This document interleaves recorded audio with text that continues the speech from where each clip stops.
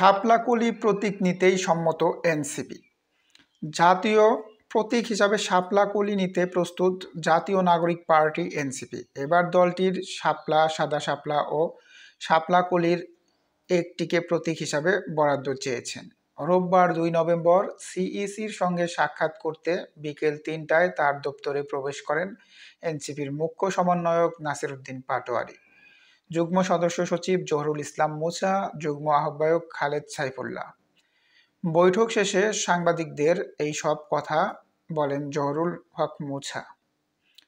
তিনি বলেন, গত বৃহস্পতিবার নির্বাচন কমিশন শাপলা কলি সহ কয়েকটি প্রতীক যুক্ত করে গ্যাজেট প্রকাশ করেছে। তারই ধারাবাহিকতায় এনসিপি ইসির তালিকা থেকে প্রতীক পছন্দ করে আজকে একটি আবেদন দিয়েছে। এরই মধ্যে প্রথমে আছে শাপলা, দ্বিতীয়তে আছে সাদা শাপলা এবং তৃতীয়তে আছে শাপলা কলি। এনসিপির প্রতীক হিসাবে শাপলা কলি পেলে মেনে নেবে বলে জানিয়েছেন তিনি। এনসিপি নেতা জহুরুল ইসলাম মুসা বলেন, শাপলা, সাদা শাপলা ও শাপলা কলি এখন আমাদের পছন্দ। এর জন্য আমরা আবেদন করেছি। এনসিপির প্রতীক শাপলা কলি বিবেচনা নিয়ে গণবিজ্ঞপ্তি জারি করতে পারে।